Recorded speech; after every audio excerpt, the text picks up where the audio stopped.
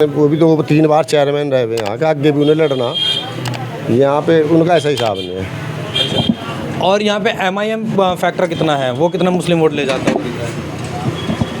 होगा 200-400 वोट शहर में, वैसे तो कोई लगता नहीं मुझे। जो उनके कैंडिडेट है उनका क्या नाम है? उमेर मदनी है शायद। उमेर मदनी। शायद उमेर मदनी बड़ी फैमिली से आते हैं। हाँ, बड़ी फैमिली से है, लेकिन फैमिली ने उन्हें अपने यहाँ से बहिष्कार कर रखा उनका एक लड़का है जो उमेर मदनी के पिताजी हैं, मसूद मदनी, उनका भी बहिष्कार है यहाँ पे, उनके घर से ही बहिष्कार है। कारण है कि उसकी हरकत अच्छी नहीं है। क्या हरकत है? बस अब ये नहीं बातें पूछा करते भाई, ये मामले निजी है। क्या हरकतें हैं? हरकतों के बारे में हम कुछ बता नहीं सकते। बाकी भाई ने जो बात कही मैं उनके बात से इत्तेफाक रखता हूँ और राजनीति की अच्छी सूझ बूझ रखते हैं, और आज तक भी जो उन्होंने आंकड़ा बताया वो सही रहे। इन्होंने बहुत अच्छी बात कही।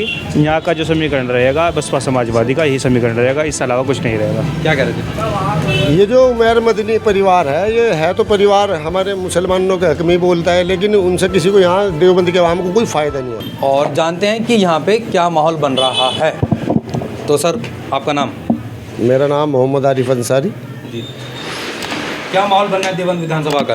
देवबंद विधानसभा में भाई साहब सपा बसपा फाइट में है, बीजेपी कहीं फाइट में नहीं है। यहाँ पे सपा बसपा की फाइट है, दोनों के दोनों लगभग 80-80 हज़ार वोट पर खड़े।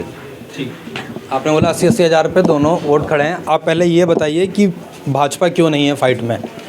भाजपा का फाइट का कारण ये है, जो फाइट से बाहर हो गई, कि उसका पिछली मोदी लहर में 2017 में 1,02,000 का पोल था, सीधा पूरा मोदी लहर का, जो ने पढ़ा था। हाँ, जो ने पढ़ा था। उस टाइम पे कोई शिकायत नहीं थी किसी को, कोई मुद्दा किसी और का नहीं था, सीधा बीजेपी में जाना था। मोदी लहर तो आप भी जानते हो क्या था, आंधी थी वो तो उसमें पूरा नचोड़, उसका पोल परसेंट भी यहाँ ज़्यादा हुआ था, हिंदू वोट, तो वो पूरा पोल परसेंट 1,02,000 का हुआ था।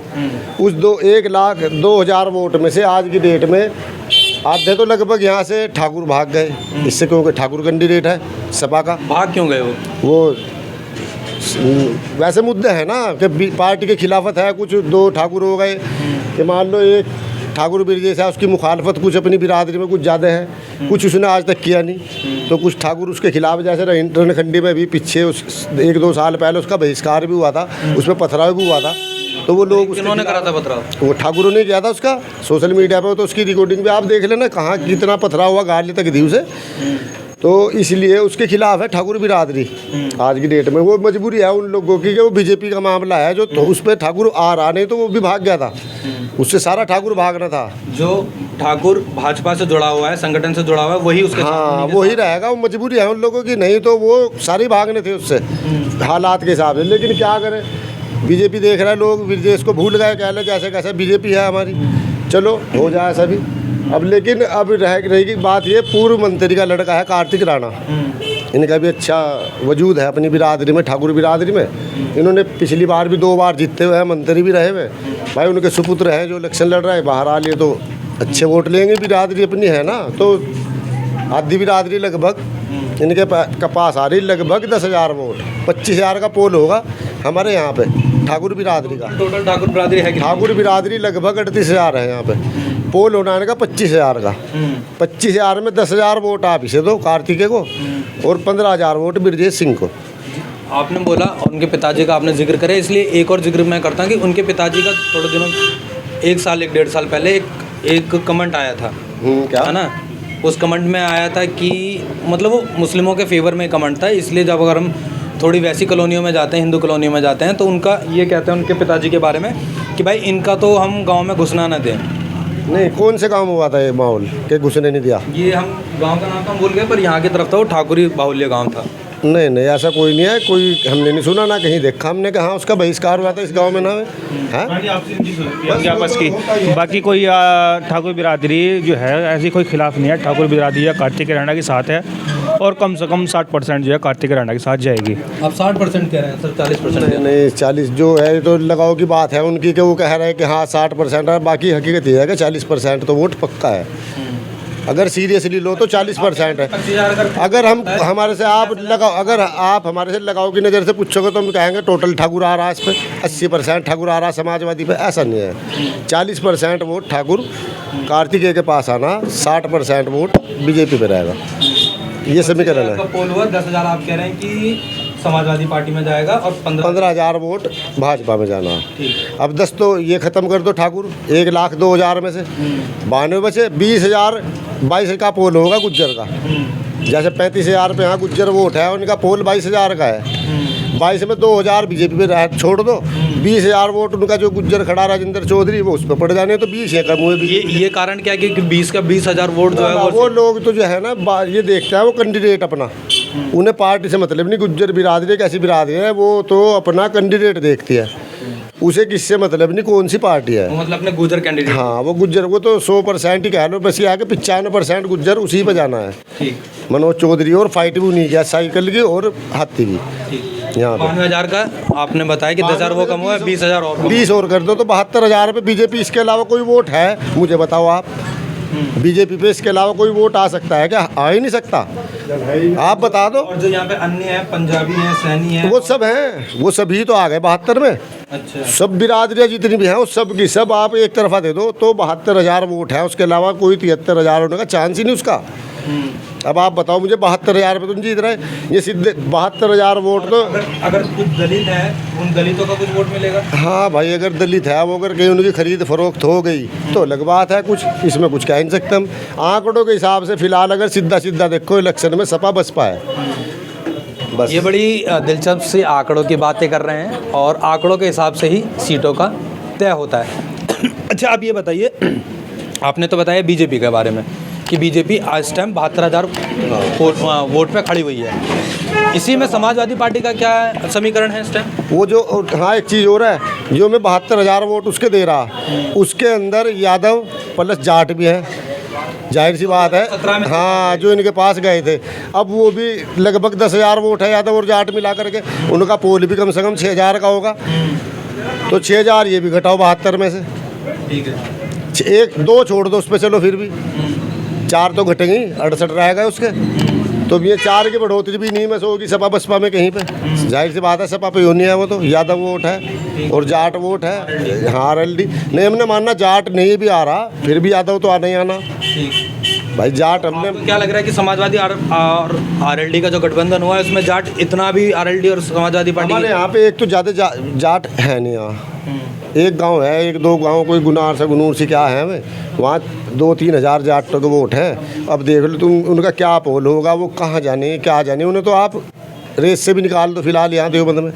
हाँ यादव वोट है इसमें कम से कम 7-8 हज़ार वोट। अब ये देख लो आप, वो तो जाहिर सी बात है सपा पे ही आने वो तो सपा पे। सीट पे थोड़ा अगर ध्रुवीकरण हो गया वोटों का, फिर किस में ध्रुवीकरण मतलब यहाँ पे थोड़ा वो हिंदू मुस्लिम वाला एंगल आ गया। हाँ, हिंदू मुस्लिम एंगल आने के बाद में भी बतलाओ आप, जब गुज्जर खड़ा है उनका, अगर वो ही चाहे बसपा वाला चौधरी कि भाई मेरा वोट बसपा को ट्रांसफ़र हो जा, तो शायद सब भाजपा को ट्रांसफर। हाँ भाजपा को, वो खुद ट्रांसफ़र कर दे तो भाजपा निकल रही, बस फिर सीधा भाजपा जीत रही। लेकिन ऐसा हो नहीं सकता, ऐसा मुमकिन नहीं है कि बस जो कैंडिडेट है जो कई साल से लगा पड़ा वो अपने वोट ट्रांसफ़र कर दे, ऐसे असर नहीं, ऐसा तो वो नहीं करता।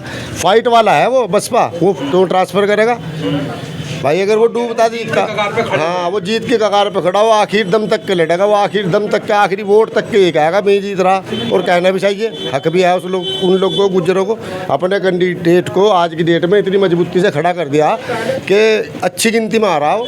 ये बीजेपी को तो हरा ही रहा कम से कम वो। और मैं ये नहीं कहा था, हो सकता है सपा बसपा में कहीं को 2-4 हज़ार वोट फालतू बसपा ले गई तो बसपा जीत गई, समाजवादी को पड़ गए। अगर समाजवादी अपने वोट बैंक, समाजवादी पार्टी के समीकरण पे आता ये तो था कि कैसे बीजेपी का 2017 में जो 1,02,000 वोट पड़ा, वो कैसे कैसे इस चुनाव 2022 विधानसभा चुनाव में घट रहा है, और कहाँ पे बीजेपी 70,000 के आसपास पे खड़ी हुई है, आपने ये बोला। ठीक है, अब ये बताइए जो समाजवादी पार्टी है उसका क्या समीकरण बनना है? उसका ये है भाई साहब, यहाँ लगभग 1,20,000 या 15,000 मोमडन है। ठीक। और पोल लगभग होना उनका 75-80 हज़ार, 75,000 मान लो आप। अगर 70% वोट भी डला, मोमडन का पोल 70% हुआ तो 75,000 का पोल होगा। उन 75,000 में आप 10 के आप 7,000 वोटों में से हमारी समझ लो बसपा, ओवैसी और राहत खलील कांग्रेस से जो है 7,000 वोट ले गए। तो 75 में 7 घटा दो आप, कितने पे खड़े रह गए वो? 68,000 पे।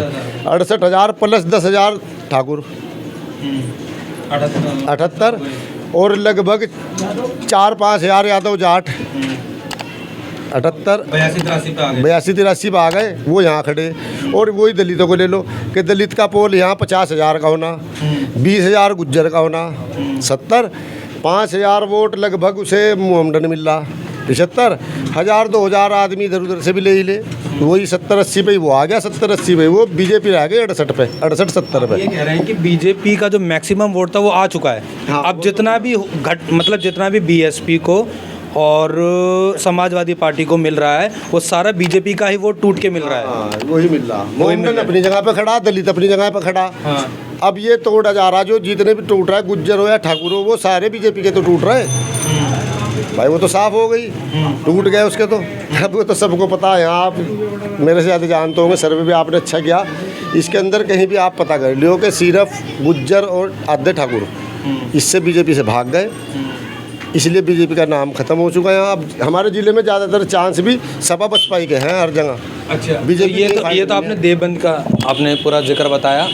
अच्छा, अब ये बताइए कि जो यहाँ पे मान के चलिए आज सहारनपुर में नरेंद्र मोदी जी की रैली थी, तो उसका कुछ इम्पैक्ट दिख रहा है आपको? ना क्या करेंगे, कहाँ से देंगे वोट तो वही रहने भाई। कहीं मुजफ्फरनगर के लोग तो देवबंद में डालने नहीं आगे, डाल लेंगे देवबंद के ही लोग। और देवबंद को हमने पूरा % हमने मोदी का योगी की वजह से दे दिया, सारे ही दे दिए।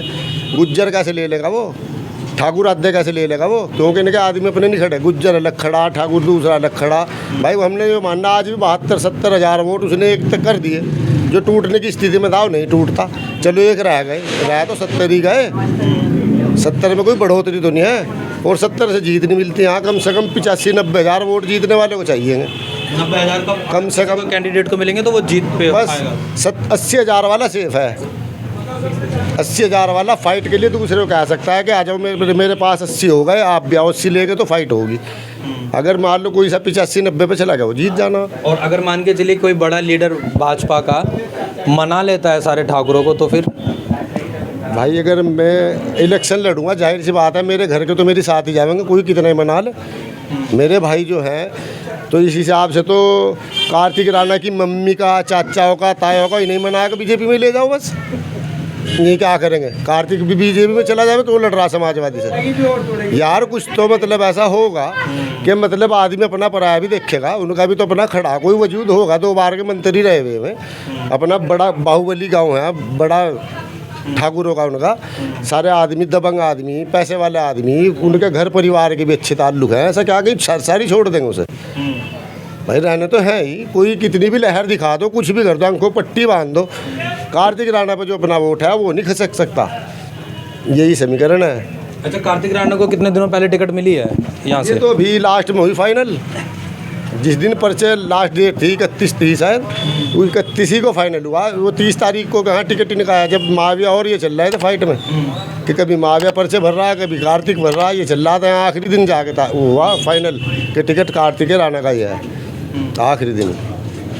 अच्छा, ये जो आप बता रहे हैं कि 5 से 8 हज़ार आपने बताया, 5 से 7 हज़ार जो मुस्लिम वोट है वो आप कह रहे हैं कि इधर उधर बट रहा है, तो इसके बटने का कारण कुछ आपसी चुनावी रंजिश है नेताओं की। किन किन की? बस यूँ नाम लेना तो अच्छा नहीं होना, आप समझदार हो, समझ गए होंगे कि चुनावी रंजिश है कि हाँ भाई बहरहाल। अगर मैं सही कह रहा हूँ तो आप बताइएगा कि कार्तिक राणा और जो बीएसपी से टूट के समाजवादी पार्टी में आए हैं महावीर अली, माविया अली थोड़ा देखो, उसके माविया अली तो आज भी सपा में ही है, माविया अली तो आज भी सपा में ही है। लेकिन क्या है, जो उनके समर्थक हुआ करते कट्टर, वो लोग पार्टी से नाराज़ हो गए, क्योंकि आखिरी दम तक ये रखा कि माविया के टिकट होने जा रहा। और जो उसके समर्थक है 2-4 हज़ार वोट, जो मैं कह रहा 5 हज़ार वोट जा बिखर रहे, ये समझो माविया की सुन रहे ना अखिलेश की सुन रहे, वो तो नाराज़ होकर चले गए। वही तो गए 7 हज़ार, जो मैं कह रहा बटरा पार्टी, नहीं तो मुसलमानों का पोल एक तरफा होना था। वही वोट है थोड़े जो माविया के से भी नाराज़ हो गए और अखिलेश से भी नाराज़ हो गए, पार्टी से मतलब सपा से, वो वोट है वो जो जा रहे हैं टूट। दोनों की आपसी रंजिश कुछ सीट पे इफेक्ट डालेगी कि नहीं? नहीं, कोई नहीं। माविया जी भी ऐसा नहीं है जो वो कहेंगे कि हाँ भाई मैंने ऐसा करा कि पार्टी को वोट ना दो। नेता है बहरहाल वो, यार उसने वो भी 2-3 बार चेयरमैन रहे हुए यहाँ के, आगे भी उन्हें लड़ना, यहाँ पे उनका ऐसा हिसाब नहीं है। और यहाँ पे MIM फैक्टर कितना है, वो कितना मुस्लिम वोट ले जाता है? होगा 200-400 वोट शहर में, वैसे तो कोई लगता नहीं मुझे। जो उनके कैंडिडेट है उनका क्या नाम है? उमेर मदनी है शायद। उमेर मदनी। शायद उमेर मदनी ये बड़ी फैमिली से आते हैं। हाँ, बड़ी फैमिली से है, लेकिन फैमिली ने उन्हें अपने यहाँ से बहिष्कार कर रखा उनका एक लड़का है जो उमेर मदनी के पिताजी हैं, मसूद मदनी, उनका भी बहिष्कार है यहाँ पे, उनके घर से ही बहिष्कार है। कारण है कि उसकी हरकत अच्छी नहीं है। क्या हरकत है? बस अब ये नहीं बातें पूछा करते भाई, ये मामले निजी है। क्या हरकतें हैं?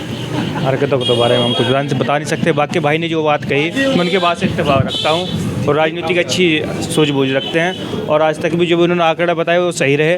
इन्होंने बहुत अच्छी बात कही। यहाँ का जो समीकरण रहेगा बसपा समाजवादी का यही समीकरण रहेगा, इसके अलावा कुछ नहीं रहेगा। क्या कह रहे थे? ये जो उमेर मदनी परिवार है, ये है तो परिवार हमारे मुसलमानों के हक में ही बोलता है, लेकिन उनसे किसी को यहाँ देवबंदी के आवाम को कोई फ़ायदा नहीं है। बस स्टेज के नेता हैं, कि नेता भी कुछ नहीं, कि भाषण दे के आ गए, दिल्ली में बैठ गए किसी प्रेस कॉन्फ्रेंस में, कौम के नाम से कुछ बोल दिया। समझ पा रहा हूँ। तो उमेर मदनी ये वही है जिस दिन सहारनपुर में जिस दिन टोल प्लाजा पे ओवैसी पे गोली चली थी, तो इन्होंने की प्रेस कॉन्फ्रेंस में इन्होंने बोला था कि सहारनपुर में कोई परिंदा भी पर नहीं मार सकता है, कुछ ऐसे ही उन्होंने बयानबाजी। अरे भाई, इसी बात की तो खा रहे हैं ये लोग, ये मदनी परिवार इसी बात की तो खा रहा, उन्हें ये नहीं दिख रहा कि भाई तुमने क्या करा, ये इलेक्शन में से खड़ा क्यों कर रहा है तुम? जी फाइट में, कहाँ फाइट में? अगर वो 1000-2000 वोट खराब कर रहा, खुला बीजेपी का एजेंट है वो मदनी परिवार पूरा। जब उन्हें साफ दिख रहा तुम्हारा कोई वजूद नहीं, कुछ नहीं है, जितने खड़े आप एक आदमी पूछ लो उमेर मदनी कोई वोट दे रहा है? आप कैमरा मारो एक बार सब पे, कोई उमेर मदनी वाला है तो जरा हाथ उठाइए भाई।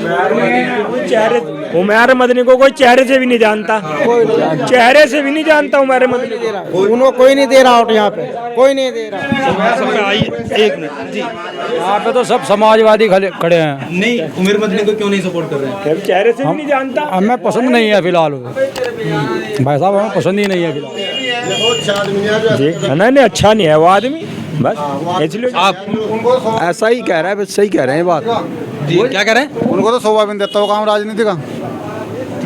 इस चीज़ से कोई संबंध नहीं उनका है, इस चीज़ से संबंध नहीं है उनका। बिना वैसे चलती हो, बिना हमें समझदारी थी कि उन्हें इलेक्शन नहीं लड़ना था। ये क्या मतलब है? इलेक्शन कहाँ जीत रहा है भाई यार? तुम तो खुला बीजेपी को जिता रहे। ओवैसी का क्या मतलब है यहाँ पे? ओवैसी हमने मानना, ओवैसी ने यहाँ 100 जगह अपने कैंडिडेटों को लड़ाया, हमने कहा 100 की 100 जीत भी गए, सरकार बना लेगा वो ओवैसी। उससे बड़ा मुसलमानों का दुश्मन कोई नहीं है। पता क्या नारा था उनका? कि जी हम तो यादव तो यहाँ 3%, जाट यहाँ 7%, 9% और ठाकुर 9%। अबे भाई 9%, तूने तो ठाकुरों को जाटों को अलग अलग गिना 8-9%, मुसलमानों को तू बतला रहा 20%। 20 नहीं, वो योगी ने कहा था कि 20-80 पे आ। फिर 20 अगर 2 आदमियों को 8 आदमियों से लड़ाओगे तो कौन जीतेगा लड़ाई? 8 जीतेंगे। वो 2 आदमियों को लड़ाने यहाँ आ रहा, हमें कटवाना आ रहा। वो जैसे बिहार में गया था, अभी बिहार में 5 सीटें जीत के उसने 50 हरवाई किशनगंज की तरफ किए। हाँ, और खेला हो गया ममता के यहाँ। इसको मारा भी, बंद भी कराओ, इसी को पकड़ के मारा भी साले को। बहुत बेकार नेता है, खुला दुश्मन है भाई। 1000-2000 वोट मान लो हर सीट से ले गया, वो क्या करेगा उनका 1000-2000 का? क्या दिखाना चाह रहा है वो यहाँ? उनका बीजेपी का हुआ नहीं, वो तो ये कह रहे हैं कि भाई 20% है, हमारा उप मुख्यमंत्री होना चाहिए मुसलमान। कहाँ से हो जाएगा? 80% है। उन्हें तो यादव, दलित, पिछड़े हुए, जाट, ठाकुर, गुज्जर, उन्हें तो अलग अलग। यहाँ के उनके आ रहा कसाई, अंसारी, पठान, इन्हें भी अलग अलग जोड़, फिर इन्हें भी 20 में से अलग ला, या 10% पे रह जाएंगे। बतलाओ कहाँ मुख्यमंत्री के दावेदार बन जाएगा? भाई मुसलमानों को तो तू कह रहा सारे एक, उन्हें यादव, जाट, दलित, ये वो में तो अलग अलग। तू कहाँ का पढ़ा लिखा बैरिस्टर बतला रहा है? उस लोग बैरिस्टर है, क्या पढ़ा लिखा वो? कि यादव 9% है, दलित 9% है, जाट 7% है, ठाकुर 2% है। ये राज कर रहा है भाई, यही करेंगे। ये हिंदुस्तान है, पाकिस्तान नहीं है कि यहाँ तो ये झंडे इस्लाम का गाड़ा का, इस्लाम का झंडा नहीं गड़ना यहाँ। पाकिस्तान में होता तो चलो अच्छी लगती बात, मुसलमान हैं सारे एक तरफा होगा, सरकार मुसलमान की। ये हिंदुस्तान है, यहाँ हिंदुस्तान में रहना होगा तो भाई सबके साथ मिलकर हमें कुछ करना पड़ेगा। अगर हम अकेले करेंगे हमारे पे कुछ नहीं होना। बस हमें सबके साथ ही मिलकर 20% के सामने 20% कर क्या लेंगे? 80% के सामने मोहम्मद शमीम क्या कर लेंगे? कुछ भी नहीं कर सकते। तो बेकार याद दिला रहा इस चीज़ की। जाट इतने हैं, जाटों को ये कह रहा हो तो 80% पे खड़े क्लियर, हम 20% क्या कर लेंगे। देंगे तुम सीधे सीधे हट जाएंगे। 5 साल फिर हमारे पे लाठी बजेगी, 5 साल फिर होगा लाओ NRC के कागज दिखाओ, तुम कहाँ रह रहे, तुम क्या कर रहे हैं भाई, ये ड्रामे फिर चलेंगे वो 5 साल के बाद। अब फिर वही सिस्टम लाना चाह रहा हो, वैसे खुद तो भाग जाएगा हैदराबाद, हमें मरवा देगा यहाँ। खुद तो MP से कुछ कह नहीं सकता कोई, अब हम तो पब्लिक हैं, हमें तो काट के खा लेंगे। NRC दो, NRC के कागज लाओ, सारे सबूत हम कहाँ से देते फिरेंगे भाई। अब कम से कम ये सुविधाएं तो मिल जाएंगे, कोई ऐसा तो नहीं करना हमारे साथ कि कहीं मोबिलिसिंग हो रही, कहीं खुलेआम गुंडागर्दी हो रही है। गुंडागर्दी अब नहीं, जब थी, जब योगी बना था कोई गुंडागर्दी समाजवादी में नहीं हुई। समाजवादी को तो बदनाम कर रखा, मुद्दा है इनके पास, कोई मुद्दा ही नहीं। जय भीम, वंदे मातरम, जय श्री राम। अबे भाई मंदिर मस्जिद के मामले नहीं है, जो देश का मामला है, देश चलाना हमें। ये मामले क्या है, मंदिर बनेगा, प्लान को रोक लिया हमने। भाई इन बातों को भूल के मुद्दों की बात कर, उल्लू की खोपड़ी वाले होगी, ये मुद्दे भूल जा। चलिए अब इस पे आते हैं कि सहारनपुर की 7 विधानसभाएं हैं, 7 विधानसभाओं में क्या क्या समीकरण आपको बनता नजर आ रहा है? किस किस विधानसभा में कौन कौन टक्कर? पूरी विधानसभा में हमारी सपा बसपा की फाइट है। कोई एक आधी सीट पे होगी बीजेपी, मेरी जानकारी से बाहर है, बाकी सारी सपा बसपा ही है। जहाँ देखोगे आप, नकुड़ ले लो सपा बसपा, गंगो ले लो सपा बसपा, और देहात तो खैर क्लियर सी, देहात तो सपा की है, देहात से तो सपा क्लियर हो गई। हाँ, आशू मलिक वाली सीट तो हाँ वो तो क्लियर है। हाँ वो तो शायद 90% पे किला हो चुका, उसकी तो फाइट में वहाँ कोई है नहीं, कोई कैंडिडेट नहीं ऐसा है जो उसका मुकाबला कर ले। वहाँ पे लोग ये नहीं विरोध कर रहे हैं आशू मलिक के खिलाफ कि भाई ये मुरादनगर के रहने वाले हैं, सहारनपुर से उन्हें टिकट मिल गई। ना ऐसा कोई वहाँ मुद्दा नहीं है, ना ऐसा कुछ होना। उन्हें तो जो टिकट मिली, इतनी दूर की टिकट कैसे मिल गई उन्हें? आशू मलिक को नहीं, बस क्या मिल गया उन्हें, लगाओ इस जिले से था। आशू मलिक जब भी पिछली सरकार में भी ज़्यादातर दूसरे तीसरे दिन, 5वें 7वें दिन देवबंद दौरा, सहारनपुर दौरा करते ही रहे थे वो। मतलब अपनी ज़मीन तैयार कर रहे थे वो। पहले ही से लगे हुए थे वो यहाँ, ऐसा नहीं बाहरी हैं, लेकिन ऐसा कुछ नहीं है कि बाहरी, वो आना जाना उनका था फिलहाल। सबसे बड़ी बात, मतलब बड़ी बात क्या नहीं, पर उसमें यह है कि वो पत्रकार भी रहे हैं आशू मलिक साहब। हाँ, क्या कह रहे थे आप? फिलहाल की स्थिति है कि आदमी जो है कैंडिडेट को नहीं देख रहा।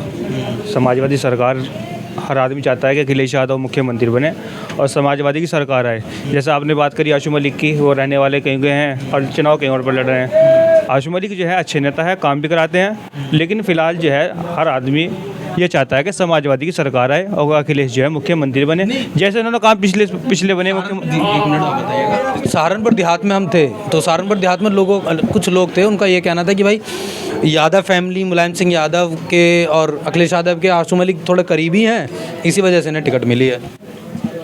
देखो इस बारे में तो मैं कुछ कह नहीं सकता, लेकिन बहरहाल बात यह है कि फ़िलहाल जो है स्थिति जो है, मुस्लिम हो, यादव हो या जाट हो, कोई भी हो, हर आदमी ये चाहता है कि कैसे भी करके मुख्यमंत्री जो है बने, अखिलेश यादव बने और यहाँ दोबारा से समाजवादी की सरकार बने। जैसे उन्होंने 5 साल में लोगों के लिए काम किया, फिर दोबारा से ऐसे ही काम हो। फिलहाल लोग बहुत परेशान हैं, बेरोज़गारी है, महंगाई है बहुत ज़्यादा, महंगाई जो है चरम सीमा पर जा चुकी है। सब लोग यही चाहते हैं कि समाजवादी सरकार दोबारा से सत्ता में आए और लोगों का जो है विकास हो। अच्छा ये बताइए सर कि जो हम यही क्वेश्चन आपसे है कि ये जो बोला जा रहा है सहारनपुर देहात में जो आशू मलिक है, उन्हें इसीलिए ही टिकट मिली है क्योंकि वो यादव फैमिली के बड़े करीबी हैं। हाँ करीबी भी हैं, और सही बात तो यह है कि उन्हें कसदन करके इधर भेजा गया, क्योंकि हाँ दरअसल वहाँ पे मलिक वोट, तेली वोट अच्छी तादाद में है सहारनपुर देहात में। उसकी बिरादरी के वोट काफ़ी अच्छी तादाद में है, जो फाइट के लिए दावेदार है वहाँ पे समाजवादी। वहाँ ये तो है नहीं कि भाई किसी और का भाई, उसके घर के परिवार के आदमी, सारे रिश्तेदार ताल्लुक उसके वहीं पे हैं आशू मलिक के। अच्छा क्या कह रहे हैं? पूरी यूपी के अंदर इन्होंने कोई भी काम नहीं करा और सिर्फ एक ही काम करा कि लड़ाई झगड़ा, यहाँ से फोर्स लगा दो, वहाँ फोर्स लगा दो, वहाँ फोर्स लगा दो, इन्होंने ये काम कराया और काम नहीं करा। फोर्स से मुझे एक चीज़ याद आई, वो जो यहीं पर जहाँ पे ATS का जो ऑफिस बनना है, जहाँ पे गड़सा मार्केट जो है, क्या कहेंगे इसके बारे में? ATS सेंटर अच्छी बात है, इनका शक भी दूर हो जाएगा। जो ये कह रहे हैं कि आतंकवाद दारुल से आतंकवाद फैलता है, लो भाई तुम ATS का अब्बा बना लो चाहे यहाँ, जब कुछ है ही नहीं। वो तो बहकाने वाली बात है। धार्मिक मुद्दों की लड़ाई लेके चल रहे हैं और कुछ नहीं है। तसल्ली दे रखी हिंदुओं को कि देखो ATS सेंटर ही बना दिया हमने, ये भी कर दिया, अब और कुछ नहीं, ड्रामेबाज यहाँ। अच्छा, ये एक बीच में भी जब टिकट के बंटवारा हो रहा था, योगी आदित्यनाथ के बारे में चल रहा था कि भाई वो अयोध्या से भी टिकट मांग रहे हैं, मथुरा से भी टिकट मांग रहे हैं, गोरखपुर से भी टिकट मांग रहे हैं, तो उन्होंने बोला था कि कोई शक, मतलब ऐसा कोई सरप्राइज़ नहीं हो सकता कि मैं देवबंद से भी चुनाव लड़ जाऊं। तो अगर देवबंद से चुनाव लड़ते तो क्या स्थिति होती उनकी? बस वो तो अब तो 70-72 हज़ार ब्रिजेश पे तो है अभी, शायद ये भी ना रहे थे। ये भी नहीं रहे थे उसके पास। हाँ, यहाँ से तो फिर सीधी फिर एक तरफ आ गई थी वो। अब ऐसे तो अब भी हरी हुई, लेकिन जरा फिर सच कर जाती। उतना ही नाराज लोग योगी से भी हैं। क्या किया यार, उन्होंने कोई काम नहीं किया, 5 साल के अंदर कोई काम नहीं किया। क्या किस हुलिया का आदमी वो, उसका काम है क्या? जो कि चल दिया जी मैं धोती पहन के कुर्ता पहन के योगी बन के चल दिया। तू जाके अपनी आश्रम में अपने बाबा है, तू जाके वहाँ अपना काम कर। तेरा क्या मतलब, ऐसे आदमी का काम है क्या? इसमें और पार्टी में नेता राजनाथ सिंह है या इससे हटके और मनोज सिन्हा का नंबर आ रहा था, उसे बना लो। ऐसे आदमी को अगर बीजेपी चुन लेती, कम से कम जो मुद्दों की बात करे, धार्मिक वो ना खिलवाड़ करे, शायद आज मुसलमान भी बीजेपी में ही होता। मकान भी दिया, राशन भी दे रहा है, और उससे हटके भी और बहुत मामले जो अच्छे भी काम है। लेकिन मेरे भाई इसने जो धार्मिक लड़ाई लड़ रखी है 20-80 की, बस यो गलत कर रखा। अरे भाई हम कहाँ जाएंगे 20 वाले, हमें भी साथ लो ना। एक नारा हमारी भी साथ का लगाओ ना, क्या हो भाई मुसलमानों तुम्हें भी गले लगाऊं, हमारे खिलाफ दिखाना, तब 80 पर राज करना। जब तक हमें एक गाली दिए जाएंगे 20% वालों को, तो 80 तो एक रहेगा भाई। 80 को एक कहने के लिए 20% को गाली दो तो 80 खुश होगा। जबकि ये नहीं सोचते कि भाई ना, अगर मानने की बात है आज तेल 100 रुपया लीटर है, मुसलमान 10 आदमी तेल खरीद रहा है, 90 तो हिंदू खरीद रहा है, मर तो हिंदू रहा। लेकिन वो इन्हें को शांत करने को, जब महंगाई का मुद्दा उठे, इन्हें शांत करने को मंदिर बना दिया, गौ माता के लिए गौशाला बना दी, तुम्हें 370 में बांध दिया, उसे वहाँ से हटा दिया, हमने मंदिर बना दिया। अब जब हम यो करने जा रहे हैं, यो वाला मंदिर बनाएंगे, मथुरा में बनाएंगे, अयोध्या में बनाया, ये मुद्दे छेड़ के इन्हें शांत कर दे। और फिर जिंदाबाद योगी, ये चल रहा है इनका। जिंदाबाद क्या करता है, बोलिए। ना कोई काम है, ना कोई विकास है, ना कोई रोजगारी है। सब चारों तरफ बेरोजगारी है। हर आदमी जो है परेशान है इस सरकार में। इनका सिर्फ एक ही एजेंडा है, हिंदू मुस्लिम को लड़वाने का, मंदिर मस्जिद करने का, और विकास के नाम पे इन्होंने आज तक कोई काम नहीं किया। 5 साल हो गए। योगी जी से, भारतीय जनता पार्टी से सब लोग नाराज़ हैं। यहाँ तक कि हिंदू या मुस्लिम सब लोग जो है समाजवादी या BSP को सपोर्ट कर रहे हैं। और इस बार जो है जो सरकार आनी है, सत्ता में जो सरकार आनी है, फुल बहुमत से नहीं, % बहुमत से समाजवादी की सरकार आनी है। चलिए, जो सरकार आएगी वो तो 10 मार्च को सबको पता चल जाएगा जी। तो ये थे हम देवबंद विधानसभा में। ऐसे ग्राउंड रिपोर्टिंग के साथ बने रहिए। चैनल को लाइक, शेयर और सब्सक्राइब करिए। धन्यवाद।